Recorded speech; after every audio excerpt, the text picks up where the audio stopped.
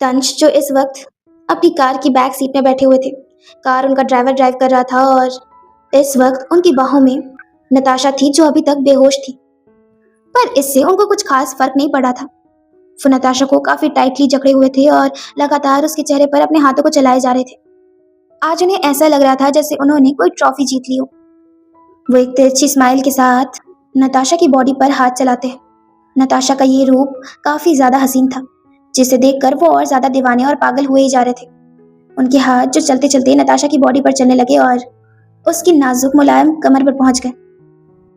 वो नताशा के पल्लू के अंदर अपना हाथ डाल देते हैं और फिर उसकी मखमली कमर को काफी तेज तेज दबाने लगते हैं। ऐसा करके वो काफी ज्यादा सेटिस्फाई फील कर रहे थे।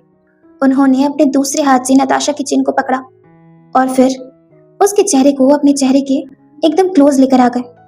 उन्होंने तो पहले जी भर के नताशा को देखा और अब उनके होंठ जो नताशा के होंठों को छूने ही जा रहे थे, पर तभी वो खुद को रोकते हुए कहते हैं, नो, ऐसे नहीं, बिल्कुल भी नहीं। मैं ये सब कुछ तभी करूंगा जब तुम पूरे होशो आवाज में होगी और इन सब में मेरा पूरा साथ दोगी। जब तक तुम खुद चल के मेरे पास नहीं आती, मेरे बाहों से नहीं लिपटती, अपने कपड़े खुद नहीं खोलती, तब तक मैं तुम्हारे साथ कुछ गलत नहीं करूंगा। बस एक बार होश में आ जाओ, मैं तुम्हें बेड में विक्रम से भी ज्यादा सेटिस्फाई करूंगा। तुम्हें इतना मजबूर कर दूंगा कि तुम खुद ही मेरे सामने सरेंडर कर दोगी और फिर मैं जैसा जैसा कहता जाऊंगा और तुम वैसा वैसा करती जाओगी। तुम्हारी बेबसी देखने के लिए तड़प रहा हूं मैं, इसलिए जल्दी होश में आओ। इतना बोल तंश जो वापस नताशा को अपनी बाहों में काफी टाइटली जकड़ लेते हैं। उन्होंने ये ठान लिया था कि जब तक नताशा पूरे होशो आवाज में नहीं आ जाती तब तक वो उसके साथ कुछ नहीं करेंगे। उससे नताशा के साथ जबरदस्ती करनी थी, जिसका असली मजा तभी आता जब नताशा अपने पूरे होशो आवाज में रहती। वो नताशा को इतना मजबूर करना चाहते थे जिससे नताशा खुद ही हार मान के उनके पास आ जाए। पर आगे क्या होने वाला था इसका कोई भी अंदाजा उन्हें नहीं था। पर उसी वक्त तंश का फोन रिंग हुआ। तंश जो जल्दी से अपने फोन को पिक करके काफी गुस्से में कहते हैं, क्या हो गया है डैड, आप मुझे कॉल क्यों कर रहे हैं? मैंने कहा ना मैं चला जाऊंगा इंडिया के लिए। तभी सामने से राज जो काफी ज्यादा गुस्से में कहते हैं, तुम इंडिया में नहीं हो, तुम यहीं पर हो। मुझे जानना है कि तुम हो कहाँ पे। अभी एड्रेस भेजो अपना, मुझे मिलना है तुमसे। तंश जो एक नजर नताशा की ओर देखता है और फिर अपनी आईज रोल करते हुए तंग आकर कहते हैं, डैड आपकी प्रॉब्लम क्या है? हाँ मैं मानता हूँ कि मैं अभी इंडिया के लिए नहीं निकला हूँ, पर बहुत जल्द वहां के लिए भी निकल जाऊंगा। फिलहाल के लिए मैं अपने ही होटल में हूँ, यहीं पर रुका हुआ हूँ, पर प्लीज आपको यहाँ आने की कोई जरूरत नहीं है। I have another plans. ये सुनकर राज कहते हैं, ठीक ठीक है बेटा, ध्यान रखना अपना। इतना बोल राज जी ने कॉल कट कर दिया। पर तंश जो अपने डैड की ये लास्ट वाली लाइन सुनकर कुछ समझ नहीं पाए। पर फैक्ट ये था कि वो इस चीज के बारे में ज्यादा सोचना भी नहीं चाहते थे। उन्होंने अपना फोन फेंका और फिर नताशा को अपनी बाहों में वापस भर के उसे प्यार से सहलाने लगे। यहाँ दूसरी तरफ कावेरी, यश और धैर्य तीनों ही मेंशन आ चुके थे। यश के बॉडीगार्ड्स ने उन्हें यहाँ की सिचुएशन के बारे में पहले ही बता दिया था। धैर्य और कावेरी जी तो नताशा की किडनैपिंग की बात सुनकर काफी ज्यादा शॉक हो गए और नताशा के लिए काफी ज्यादा परेशान भी हो गए। वो लोग जैसे ही मेंशन आए तो सबसे पहले उनकी नजर हॉल पर खड़ी सोनिया और मायरा पर पड़ी। हॉल में और भी कई सारी लेडीज थी, पर वो लोग अपने में ही व्यस्त थी। कावेरी, धैर्य और यश जो जल्दी से उन दोनों के पास जाते हैं। उन लोग के पास आते ही कावेरी जी बहुत टेंशन से बोली, सोनिया ये सब अचानक से कैसे हुआ? नताशा की किडनैपिंग हो गई? पर कैसे? वो तो घर में थी ना, तैयार हो रही थी, फिर तुम लोगों ने उसे बाहर क्यों जाने दिया? इसी बात पर मायरा बोली, हाँ हाँ दादी, वो तैयार हो रही थी, पर हमें भी नहीं पता कि वो घर से कब निकल गई। इनफैक्ट हमें तो कुछ पता भी नहीं था। मुझे और मॉम को भी नताशा की किडनैपिंग के बारे में अभी अभी पता चला है। तभी सोनिया जी जो झूठ मूठ का दिखावा करते हुए बोली, हाँ कावेरी जी, मुझे और मायरा को इस बारे में कोई आइडिया नहीं था कि नताशा ऐसे घर से बाहर निकल जाएगी, वो भी अपनी ही शादी वाले दिन। पता नहीं ये क्या क्या फितूर रहता है आजकल की लड़कियों में। पर सच कहूँ तो नताशा से मुझे ऐसी उम्मीद नहीं थी। अपनी ही शादी वाले दिन कोई ऐसे घर से निकलता है क्या? पड़ गई होगी किसी मवाली की नजर, किडनैप कर लिया होगा उसने।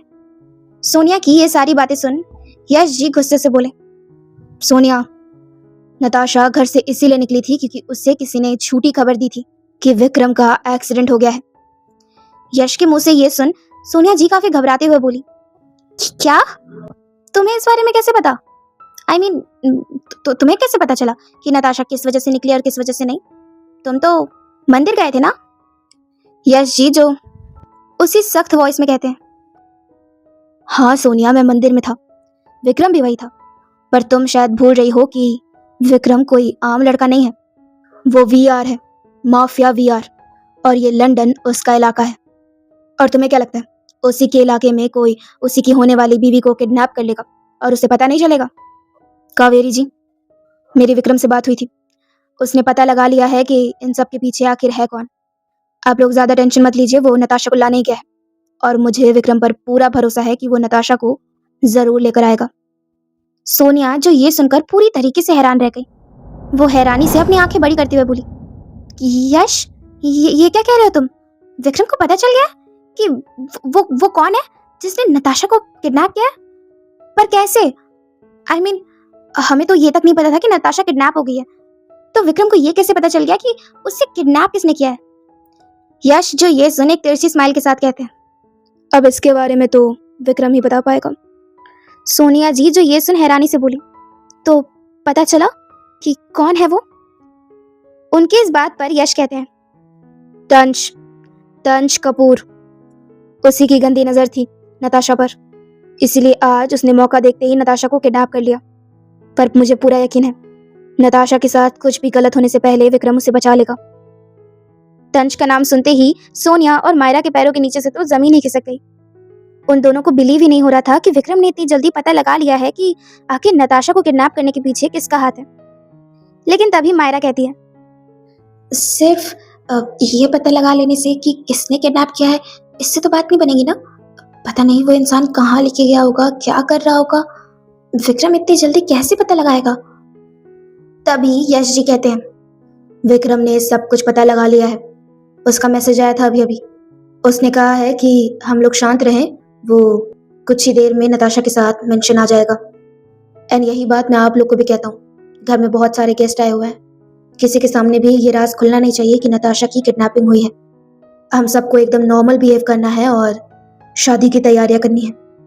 कावेरी जी आप बिल्कुल टेंशन मत लीजिए, विक्रम है ना, वो सब संभाल लेगा। जहाँ यश जी की इन सारी बातों से धैर्य और कावेरी जी को सुकून मिल रहा था, तो वही मायरा और सोनिया की तो हालत खराब हो रही थी, स्पेशली सोनिया की। वो अपने मन ही मन बोली, ओह गॉड, मैंने कहा था उस लड़के को कि अभी के अभी उस लड़की को मार दे, पर नहीं, उसे तो एंजॉय करना था। अभी तक मुझे नहीं पता कि वो उसे कहाँ लेकर गया, और मुझसे पहले ये बात विक्रम को पता चल गई। नहीं, अगर विक्रम के हाथों वो तंज कपूर पकड़ा गया तो वो तो 2 सेकंड में विक्रम के सामने उगल देगा कि उसके साथ मैं भी मिली थी, और अगर ऐसा हो गया तो विक्रम मुझे कहीं का नहीं छोड़ेगा। No no no, I have to do something, मुझे कुछ करना ही होगा। यहाँ दूसरी तरफ राज कपूर जो इस वक्त अपने घर में बैठे हुए थे, लेकिन सुकून से नहीं बल्कि बहुत ही ज्यादा परेशानी से। उनके आसपास करीब 10 से 12 बॉडीगार्ड्स थे। ये सारे बॉडीगार्ड्स विक्रम के थे। Flashback on. राज कपूर बहुत ही सुकून से अपनी शाम की चाय एंजॉय कर रहे थे, पर उसी वक्त करीब 10 से 12 गाड़ियां उनके घर में घुसना स्टार्ट हुई। ये नजारा देख वो हैरान रह गए। वो जल्दी से उठ के दरवाजे के पास गए, पर उससे पहले ही विक्रम जो अपनी गन लोड करके अंदर आ चुके थे, और अंदर आते ही उन्होंने बहुत ही गुस्से में राज के सर पर बंदूक तानते हुए कहा, तेरा बेटा कहाँ पे है? राज को विक्रम की ये बात समझ नहीं आती। वो काफी ज्यादा चिंता में थे कि यह अचानक से उनके साथ क्या हो रहा है, और विक्रम अचानक से तंज को क्यों ढूंढ रहे हैं। उनके माथे से पसीना आने लगा। वो घबराते घबराते बोले, विक्रम सर, आप यहाँ पे तंज को ढूंढ रहे हैं? पर वो तो आज ही निकल गया है इंडिया के लिए। पर उसकी इस बात पर विक्रम जो तुरंत ही उनके सीने पर एक जोरदार लात मारते हैं, जिससे वो एक झटके में ही सोफे पर जाकर गिरते हैं। विक्रम हल्का सा बेंड हुए और फिर राज की आंखों में अपनी लाल और डरावनी आंखों से घूरते हुए बोले, एक और झूठ और मेरे गन की 6 की 6 गोलियां तेरे सर के अंदर। विक्रम की ये धमकी सुन राज जो तुरंत अपने हाथ जोड़कर परेशानी से बोले, विक्रम सर आप ये क्या कह रहे हैं? मैं बिल्कुल सच बोल रहा हूँ, मैं कोई झूठ नहीं बोल रहा हूँ। मेरा बेटा तंश आज ही इंडिया के लिए निकलने वाला है। पर तभी विक्रम जो उनके चेहरे के थोड़ा और नजदीक आते हुए कहते हैं, निकलने वाला है मतलब निकला नहीं है। उसे अभी फोन लगाकर पूछ कि वो कहाँ पर है और क्या कर रहा है। विक्रम की ये कोल्ड वॉइस सुन राज जो पूरी तरीके से पसीने से भीग गए, वो अपने बेटे के बचाव में कुछ कहने ही जा रहे थे कि तभी विक्रम जो अपनी गन को उनके मुंह के अंदर डालते हुए बोले, तेरी बकवास सुनने का ज्यादा टाइम नहीं है मेरे पास। आज तेरे बेटे ने वो किया है जो बड़े से बड़े माफिया भी करने से घबराते हैं। उसने मेरे प्यार, मेरी नताशा को छूने की गलती की है और बस इतना ही नहीं, वो उसे अपने साथ लेकर गया है। तुम बाप बेटे को क्या लग रहा है? तुम लोग वीआर की आंखों में धूल झोंकोगे? अपना नाटक बंद करो और जल्दी अपने बेटे को फोन लगाकर पूछो कि वो कहाँ है। याद रहे, अगर तुम ये काम नहीं कर पाए तो अपने बेटे से पहले तुम ही परलोक सुधार जाओगे। इतना बोल विक्रम जो उनके मुंह से गन को निकाल लेते हैं और फिर वापस उनके सर पर तान देते हैं। राज तो विक्रम की सारी बातें सुनकर बहुत ज्यादा शॉक थे। वो अपने कांपते हुए हाथों से फोन को निकालते हैं और फिर सीधा तंश को कॉल करते हैं। Flashback and. राज जो अपने माथे पर हाथ रखकर रोते रोते बोले, इस बेवकूफ लड़के ने ये कौन सी गलती कर दी? आज तो इसने सीधा सीधा शेर की मान पर हाथ डाल दिया। अब वो शेर इसे कहीं का नहीं छोड़ेगा। आज मेरा इकलौता बेटा ये दुनिया छोड़ के हमेशा हमेशा के लिए जाने वाला है और मैं बस अपने घर पर हाथ धरे बैठा हुआ हूँ। पर करूँ भी तो क्या करूँ? ऐसी सिचुएशन में फंस गया हूँ कि इस वक्त मेरा साथ कोई नहीं देगा। मना किया था मैंने इस लड़के को कि ज्यादा लड़कियों के चक्कर में ना पड़े, पर आज इसने सारी हदें पार कर दी। वीआर की होने वाली दुल्हन को किडनैप कर लिया। हे भगवान, जैसा भी है मेरा इकलौता बेटा है, बस कैसे भी करके आज उसकी जान बचा लीजिएगा। उसे तो पता भी नहीं होगा कि उसके पास सीधा मौत चल कर आ रही है वीआर के रूप में। यहाँ राज जो अपने बेटे की बचने की प्रार्थना कर रहे थे, तो वहीं दूसरी तरफ विक्रम जो आज खुद ही कार ड्राइव कर रहे थे और सीधा उस होटल की तरफ जा रहे थे जहां पर वो दरिंदा उनकी नताशा को लेकर गया है। उनकी गाड़ी के पीछे करीब 14 से 15 गाड़ियां थी जो उन्हें फॉलो कर रही थी। सभी लोग जो होटल की ओर पहुंचने वाले थे। विक्रम इस वक्त काफी ज्यादा रैशली ड्राइव कर रहे थे।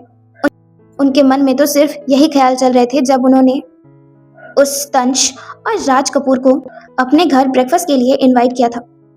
उस वक्त के सारे सीन एक एक करके किसी मूवी की तरह उनकी आंखों के सामने चल रहे थे। वो स्टेयरिंग को जोर से कसते हैं और दांतों को पीसते हुए खुद में कहते हैं, अगर मुझे उस तंश के इंटेंशन के बारे में कुछ भी पता होता तो मैं उसी पल उसकी आंखें खींच लेता और उसके बदन के एक एक पार्ट को काट देता। उसकी हिम्मत कैसे हुई मेरी नताशा पर बुरी नजर डालने की? आज मिल तू मुझे तंश कपूर, आज मैं तुझे ऐसी मौत दूंगा जिसे देखकर तेरे फरिश्ते भी कांपेंगे। तूने मेरी नताशा पर बुरी नजर डाली है।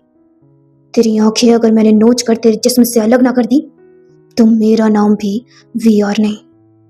विक्रम जो इस वक्त गुस्से से पागल हो चुके थे और देखते ही देखते अब वो होटल भी आ गया था जहां तंश स्टे करने वाले थे।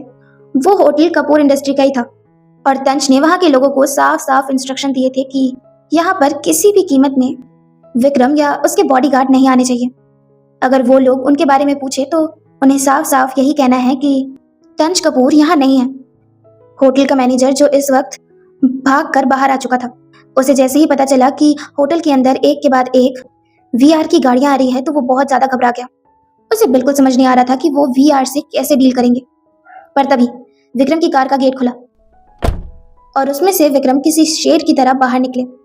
उनके चेहरे को देखकर कोई भी कह सकता था कि वो इस वक्त काफी ज्यादा गुस्से में है। वीआर का ये रूप देख मैनेजर की तो सांसें कांप रही थी, पर विक्रम जो सीधा बिना किसी की कोई परवाह किए होटल के अंदर जाने लगे।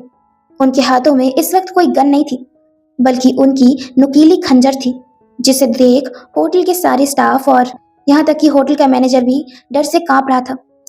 पर फिर भी मैनेजर जो अपने आप को काम डाउन करता है और भाग के विक्रम के पास आते हुए कहता है, good evening mister Vikram Rathore. पर इसके आगे वो कुछ बोल पाता उससे पहले ही विक्रम जो तुरंत अपने पंजे जैसे हाथों से उसके गले को पकड़ लेते हैं और उसकी तरफ अपनी डरावनी आंखों से घूरते हुए सख्त अंदाज में बोले, कहाँ पे है वो तंज कपूर? मैनेजर, जिसका इस वक्त गला घुट रहा था, वो विक्रम से क्या ही झूठ बोलते। डर के मारे उनके तो पसीने छूट रहे थे। वो अपने दोनों हाथों से विक्रम के हाथ को उनके गले से हटाने की कोशिश कर रहे थे क्योंकि उनका गला घुट रहा था, पर विक्रम के हाथ जो टस से मस नहीं हो रहे थे। काफी देर बाद जब उन्हें बहुत ज्यादा तकलीफ होने लगी तो वो काफी दर्द में बोले, रूम नंबर 208। विक्रम, जो ये सुनते ही उस मैनेजर को दूर झटक देते हैं और फिर सीधा होटल के अंदर घुसने लगते हैं। उन्हें ऐसे आता देख सारे स्टाफ और गार्ड डर कर पीछे हट चुके थे। विक्रम, जो सीधा करीब अपने 40 बॉडीगार्ड के साथ होटल के अंदर गए, रूम 208 सेकंड फ्लोर में था।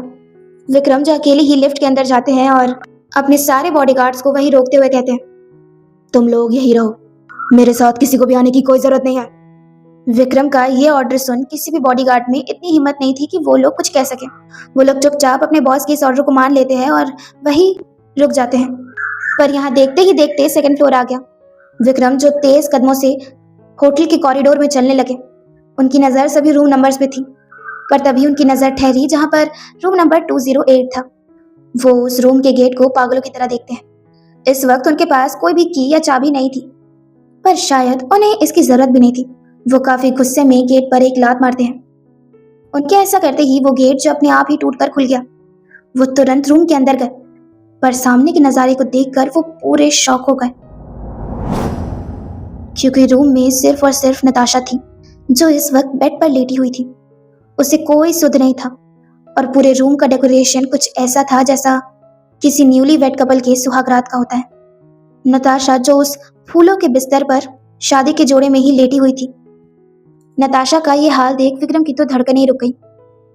कोई भी इस वक्त नताशा के हाल को देखकर यही कहता कि शायद तंज ने वो सब कर लिया जो भी उसे चाहिए था। विक्रम के दिल में भी यही ख्याल आया, पर तंज का ख्याल आते ही उनकी आंखों में गुस्सा वापस उतर गया। वो पूरे रूम में तंज को पागलों की तरह ढूंढने लगे, पर तंज, जो पूरे रूम में कहीं भी नहीं था।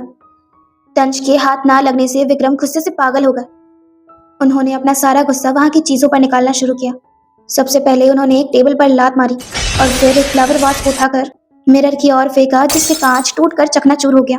वो और भी ज्यादा तोड़फोड़ करते, पर उससे पहले ही नताशा की आंख खुलने लगी। जब से उसे पत्थर पे चोट लगी थी, वो तब से लेकर अभी तक बेहोश ही थी। जैसे ही वो अपने आंखों को धीरे धीरे खोलती है तो वो देखती है कि इस वक्त वो एक रूम के बेड पर लेटी हुई है। पर जैसे ही वो अपनी आंखों को पूरा खोल के रूम पर नजरें घुमाती है, तभी उसकी नजर विक्रम पर पड़ी, जो अभी भी काफी गुस्से से उस रूम की सारी चीजों को तोड़े जा रहे थे। नताशा तो विक्रम को देखते ही काफी ज्यादा इमोशनल हो गई। वो काफी मुश्किल से उठकर बैठी और विक्रम की तरफ हाथ बढ़ाकर अपनी धीमी सी आवाज में बोली, विक्रम। नताशा की आवाज सुनते ही विक्रम का ध्यान अब जाकर उस ओर गया। उन्होंने देखा कि नताशा अब उठकर बैठ गई है और इस वक्त पूरे होशो आवाज में है। विक्रम उसके हाथों की तरफ देखते हैं। उनके चेहरे पर अभी भी गुस्सा था और आंखें अभी भी लाल, पर नताशा की इस पुकार को वो अनसुना नहीं कर सकते थे। वो अपने आप पर कंट्रोल करते हुए नताशा के पास गए, पर नताशा, जो उनके आने से पहले ही झट से बेड से उठी और तुरंत उनके सीने से जाकर लिपट गई और रोते रोते बोली, विक्रम, आप कहाँ पर थे? आपको आपको पता है, वो तंज मुझे अपने साथ जबरदस्ती लेकर चला गया था। उसने प्रतीक जी पे भी काफी जानलेवा हमला किया। हम दोनों बहुत बेबस हो गए थे और इसी बेबसी का उसने फायदा उठाया। आप ऐसे चुप क्यों है? आप कुछ तो बोलिए। आपने उसे मार दिया ना? बोलिए ना विक्रम।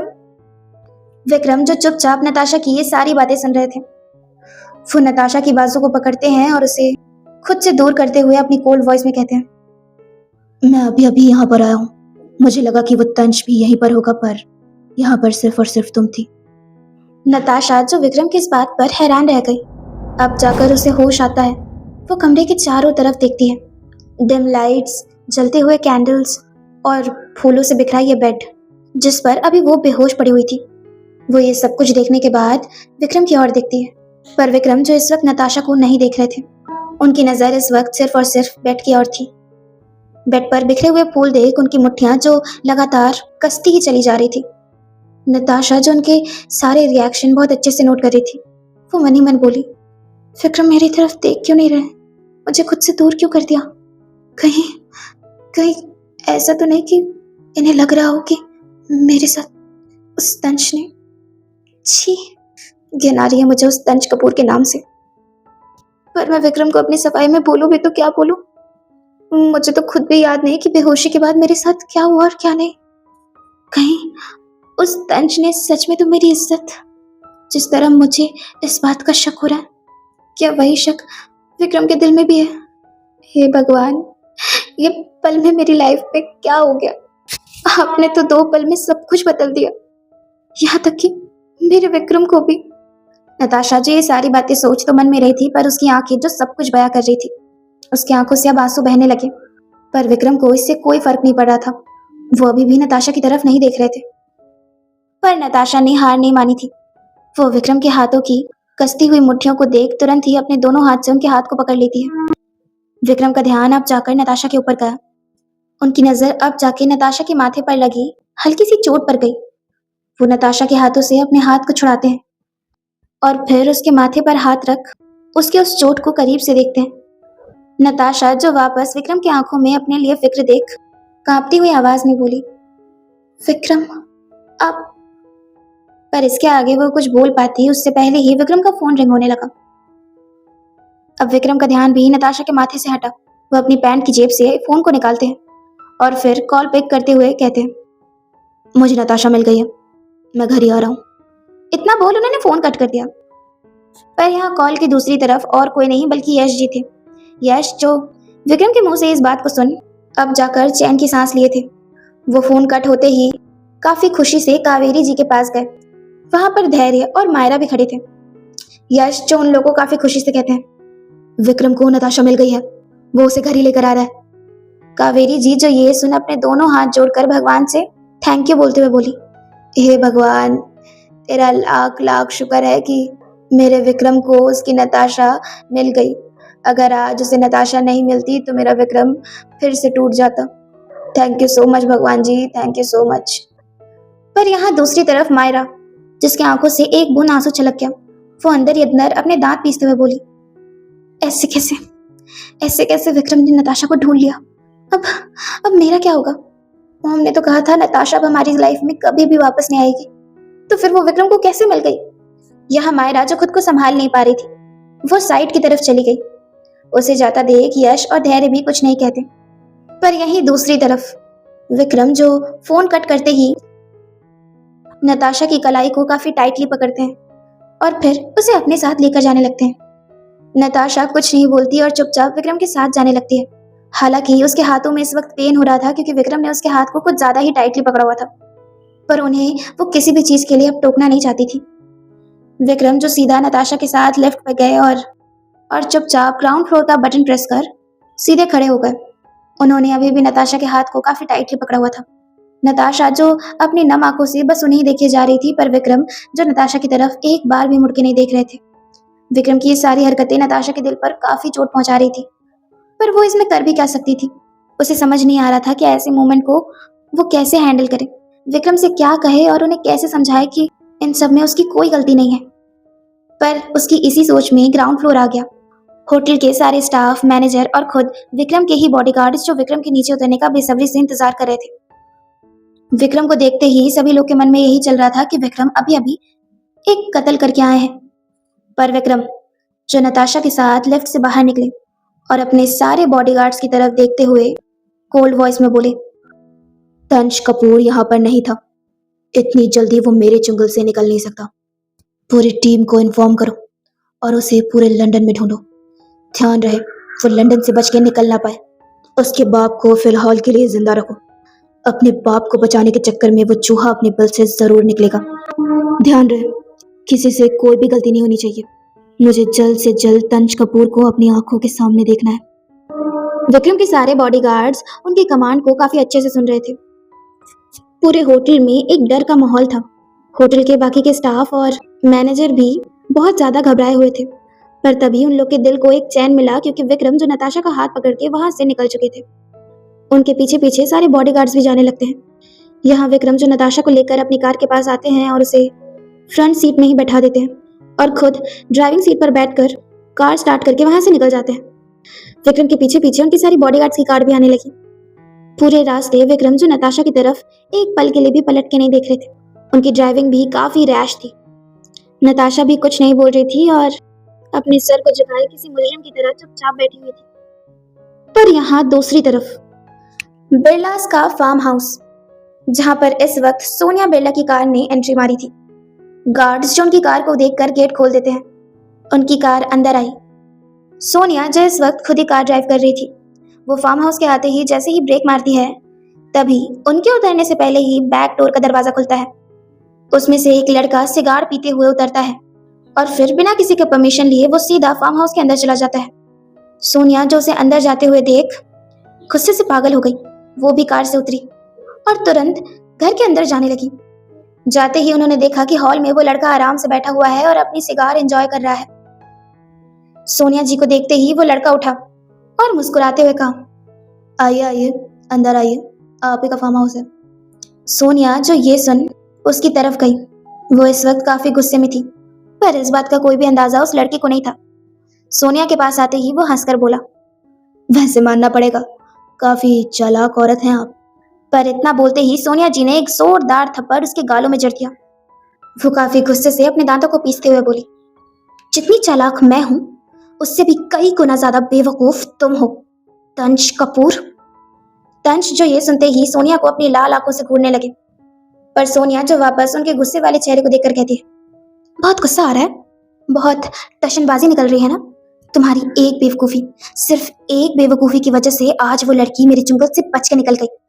मैंने कहा था उस लड़की को लेकर एक ऐसी जगह जाना जहां पर विक्रम कोई कीमत पे ना पहुंच पाए। तुम्हें आइडिया भी है, अगर मैं वहां पर टाइम से नहीं आती तो विक्रम तुम्हारे साथ क्या करता। Flashback on. तंश जो होटल के कमरे में आ गए थे, उनकी गोद में इस वक्त नताशा थी। वो नताशा को बहुत ही प्यार से बेड पर लेटाते हैं। उन्होंने ही स्पेशली इस कमरे को बुक किया था और इसे बिल्कुल किसी न्यू वेड कपल की तरह डेकोरेट करवाया गया था। उस रूम का माहौल काफी रोमांटिक था, पर तंश के इरादे बहुत ही ज्यादा खतरनाक। वो नताशा को देखते हुए उससे थोड़ा दूर जाते हैं। उन्होंने एक फूलों की थाल उठाई और फिर नताशा के पास आते आते अपनी कोट को खोला और फिर अपने शर्ट के बटन खोलने लगे। उन्होंने अपने शर्ट के सारे बटन खोल दिए थे। अब वो अपने हाथों में रोज पेटल्स को लेते हैं और लगातार नताशा के ऊपर उसे बरसाने लगते हैं। नताशा जो अभी भी बेहोशी थी, उसे कोई होश नहीं कि उसके साथ क्या हो रहा है। तंश जो सारे के सारे फूल उसके ऊपर बरसाने के बाद एक झटके में ही प्लेट को फेंकते हैं और फिर नताशा के पास आकर लीन होते हुए कहते हैं, हाँ, तुम तो अभी भी बेहोश हो। क्या ये भी कोई बात का मतलब होता है? कब से वेट कर रहा हूँ मैं। मैं सिर्फ आज की बात नहीं कर रहा हूँ, बहुत वक्त हो गया तुम्हारा इंतजार किए हुए, पर अब मुझसे एक पल का भी इंतजार नहीं होगा। तुम होश में आओ या ना आओ, मुझे इससे कोई फर्क नहीं पड़ता, पर मुझे जो भी करना है वो तो मैं आज जरूर करूंगा। इतनी मुश्किल से ये मछली हाथ में आई है, और अच्छा ही है, बेहोश है तो ज्यादा तिल मिलाएगी भी नहीं। मुझे जो करना है मैं आराम से कर लेता हूँ। इतना बोल तंश उठकर बैठते हैं और जल्दी से अपने शर्ट को खोल के फेंक देते हैं। उनका हाथ अब नताशा के पल्लू की तरफ जाने लगा, पर वो जैसे ही उसके पल्लू को छूते उससे पहले ही उनके रूम का डोर खुल गया। उन्होंने जैसे ही उस ओर देखा तो वो हैरानी से बोले, आप यहाँ पे? सामने और कोई नहीं बल्कि सोनिया थी, जो रूम के की कार्ड की हेल्प से रूम के गेट को खोल देती है। वो जल्दी से तंश के पास आई। जब सोनिया ने तंश की पोजीशन देखी तो वो आईज रोल करते हुए बोली, ओह गॉड, खत्म नहीं हुआ क्या तुम्हारा? जल्दी से अपने कपड़े पहनो और चलो यहाँ से। विक्रम को पता चल गया है कि तुम यहाँ पर हो। इससे पहले कि वो आकर तुम्हें ही खत्म कर दे, यहाँ से जल्दी निकलो। तंश जो सोनिया की सारी बातें सुनकर काफी ज्यादा घबरा गए, वो उनके पास आते हुए टेंशन से बोले, वीआर को पता चल गया, मैं यहाँ पर हूँ, प्लीज प्लीज मुझे बचा लीजिए, मैं मरना नहीं चाहता। सोनिया जो ये सुन दांतों को पीसते हुए बोली, अगर मरना नहीं चाहते हो तो कपड़े पहनो और चलो यहाँ से, विक्रम आता ही होगा। उन्होंने बस इतना ही कहा था कि तभी उन दोनों को काफी सारे गाड़ियों की आवाज आई। सोनिया और तंश काफी ज्यादा घबरा गए और जल्दी से उस रूम के बालकनी में गए। वो दोनों थोड़ा झांकते हुए देखते हैं कि विक्रम और उसके सारे बॉडीगार्ड्स होटल के अंदर आ चुके थे। ये नजारा देख तंश की आंखें तो फटी की फटी रह गई। वो सोनिया की तरफ देख घबरा कर बोले, विक्रम यहाँ पर आ गया, अब क्या होगा? सोनिया की हालत भी काफी ज्यादा खराब थी। इस वक्त तो वो भी यहाँ पर थी। वो अपने मन ही मन बोली, ओह शिट, अगर विक्रम ने मुझे यहाँ पर देख लिया तो तंज के साथ साथ आज मैं भी खत्म हो जाऊंगी। नहीं, मुझे कैसे भी करके यहाँ से निकलना होगा।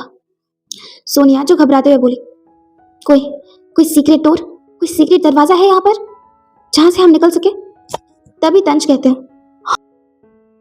हाँ हाँ हाँ, पीछे पीछे से एक और रास्ता है। अगर वहां से हम लोग निकले तो कोई भी हमें नहीं देख पाएगा। सोनिया जो घबराते हुए बोली, वो रास्ता सेफ तो है ना? क्योंकि अगर विक्रम की गार्ड ने भी हमें देख लिया ना तो हम गए काम से। इसी बात पर तंज कहते हैं, डोंट वरी, ये वाले रास्ते के बारे में सिर्फ मुझे और इस होटल के मैनेजर को पता है। विक्रम के बॉडीगार्ड्स चाहकर भी उस एरिया की तरफ नहीं आ सकते, क्योंकि उस रास्ते का एग्जिट सीधा रोड की ओर होता है और वहां पर हम लोग सिर्फ अपने खुफिया रास्ते से ही जा सकते हैं। अगर विक्रम के बॉडीगार्ड पूरे होटल में फैल भी गए ना तब भी वो इस रास्ते के बारे में पता नहीं लगा पाएंगे। अब चलिए मेरे साथ, हमें जल्दी ही निकलना होगा। सोनिया जो जल्दी से अपनी सर को हाँ में हिलाती है और तुरंत तंज के साथ वहां से निकल जाती है। इन सब में नताशा के बारे में वो दोनों भूल ही गए और अपनी जान बचाने के चक्कर में जल्द से जल्द वहां से निकल गए। Flashback and. तंज जो गुस्से में सोनिया को कहते हैं, मुझे बेवकूफ कहने से पहले इस बात का अंदाजा लगा लीजिए कि अगर आज मैं नहीं होता ना तो आज मेरे साथ साथ आप भी फंसती। उस सीक्रेट रास्ते को दिखाकर मैंने आपकी जान बचाई है।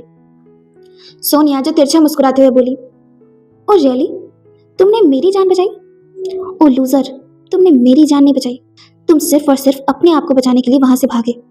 और टेक्निकली देखा जाए ना तो तुम्हारी जान मैंने बचाई है। अगर होटल में टाइम से नहीं आती ना और अगर विक्रम ने तुम्हें और नताशा को उस हाल में देख लिया होता जिस हाल में मैंने देखा, फिर आज तो तुम्हारी मौत ऐसी होती जिसे देखकर पूरे होटल वालों को तुम पर तरस आता। पर वहां पर कोई भी तुम्हें बचा नहीं पाता। भगवान का शुक्र मनाओ कि उस वक्त विक्रम नहीं, उस रूम में मैं आई थी। और जहां तक रही बात इस पूरे कांड की तो मैंने पहले ही कहा था कि उस लड़की को मार के रफा दफा करो और निकलो यहाँ से। लेकिन नहीं, तुम्हें तो यही रहना था, उस लड़की के साथ एंजॉय करना था। अगर तुमने उसे उसी पल मार दिया होता ना तो आज ना रहता बांस और ना बचती बांसुरी। पर अब तो वो लड़की भी जिंदा है, वो विक्रम को मिल भी गई है और आई एम श्योर कि वो विक्रम को एक एक बात बहुत अच्छे से बता देगी। मुझे पूरा यकीन है कि विक्रम तुम्हें पागलों की तरह ढूंढ रहा होगा। अगर तुम विक्रम के हाथ लग गए ना तो इतना तो तय है कि तुम किसी भी कीमत पे बच नहीं पाओगे। इसीलिए मैं तुम्हें यहाँ पर लेकर आई हूँ ताकि तुम सेफ रहो। इसी बात पर तंज कहते हैं, अच्छा, आप मुझे सिर्फ इसीलिए यहाँ पर लेकर आई है ताकि मैं सेफ रहूं?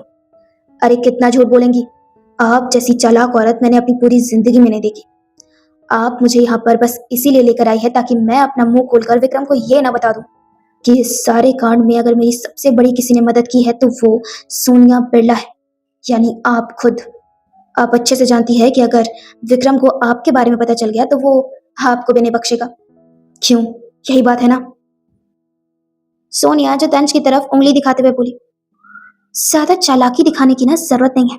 हाँ, मैं ये मानती हूँ कि मैंने जो भी किया अपने फायदे के लिए किया, पर तुम भी ये बात अच्छे से जान लो कि अगर मैं ये सब नहीं करती ना तो तुम आज इतनी अकड़ में मुझसे बात करने के लायक नहीं रहते। चुपचाप मेरे एहसान को मानो, मामला ठंडा होते ही मैं तुम्हें इंडिया भेज दूंगी। और हाँ, उसके बाद मुड़ के आने की भूल भी मत करना। उनकी इस बात पर तंज कहते हैं, पर मैंने अभी तक नताशा को अपना नहीं बनाया। जब तक मैं उसे पा नहीं लेता मैं यहाँ से कहीं नहीं जाने वाला। सोनिया जो उसकी इस बात पर और ज्यादा भड़कते हुए बोली, तुम्हारा दिमाग ठिकाने पर तो है? औकात देखिए अपनी। एक तो औकात के बाहर का दुश्मन बनाया है तुमने, विक्रम राठौड़। उसकी होने वाली बीवी पर गंदी नजर डाल रहे हो। ये बात अच्छे से समझ लो। अगर तुम आज कुछ नहीं कर पाए हो ना तो तुम कभी कुछ भी ही नहीं कर पाओगे, क्योंकि मुझे पूरा यकीन है कि विक्रम तुम्हें बहुत जल्द ढूंढ लेगा। इसलिए तुम्हारे अंदर उस लड़की के लिए जितनी भी लस्ट भरी है ना उसे निकाल कर डस्टबिन में फेंक दो। इस जन्म में तो तुम्हें वो लड़की मिलने नहीं वाली। अब जो तुम्हारी औकात है ना, चुपचाप उस औकात में आ जाओ, क्योंकि आज उस लड़की की शादी होने वाली है, वो भी विक्रम से। मैं विक्रम को बहुत अच्छे से जानती हूँ। वो किसी और के कानों में ये खबर फैलने नहीं देगा कि आज उसकी होने वाली बीवी के साथ क्या क्या हुआ। वो तो अपनी शादी करके रहेगा, पर अगर उसने मुझे वहां पर नहीं देखा ना तो उसे तुरंत डाउट हो जाएगा कि नताशा की किडनैपिंग में मेरा भी हाथ है। तंश जो इस बात पर हैरान होते हुए बोले, तो आप उन दोनों की शादी होने देंगी? सोनिया जो अपने हाथ को झटक गुस्से से बोली, तो और क्या करूं? इस शादी को रोकना अब मेरे बस में नहीं रहा। इस शादी को रोकने की कोशिश करना एक बहुत बड़ी बेवकूफी होगी, और मैं तुम्हारी जैसी नहीं हूं। विक्रम के हाथों से एक बार तो बच गई हूं, पर बार बार नहीं बच पाऊंगी। मैं राठौर मेंशन जा रही हूँ। तुमसे मिलने के लिए यहाँ पर आती रहूंगी। यहाँ से निकलने की कोशिश भी मत करना, क्योंकि मुझे पूरा यकीन है कि विक्रम के सारे बॉडीगार्ड तुम्हें पागलों की तरह ढूंढ रहे होंगे। इसलिए कुछ दिन चुपचाप यहीं पर पड़े रहो। मामला ठंडा होते ही मैं अपने प्राइवेट चॉपर से तुम्हारा इंडिया जाने का बंदोबस्त कर दूंगी। और हाँ, अपने डैड को तो भूल ही जाओ, उनका ठेका मैं नहीं ले पाऊंगी। मैं सिर्फ और सिर्फ तुम्हें ही बचा सकती हूँ, तुम्हारे पूरे खानदान को नहीं। तंश जो ये सुन काफी बेफिक्री से बोले, व्हाटएवर, अब बस मुझे ही बचा लो।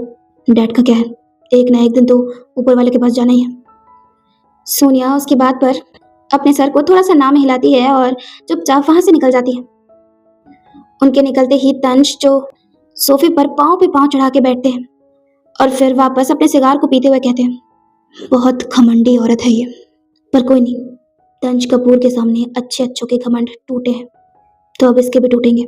नताशा को तो मैं एक बार अपना बनाकर ही रहूंगा, और नताशा तक पहुंचने के लिए मुझे अगर किसी की जरूरत है तो वो सिर्फ और सिर्फ इस औरत की। अब ये औरत ही मुझे मेरी मंजिल तक पहुंचाएगी और मुझे हर बार विक्रम से सेव भी करेगी। आखिरकार मेरे सीने के अंदर इसके भी तो राज दफन है। इतना बोल तंश जो जोर जोर से हंसने लगा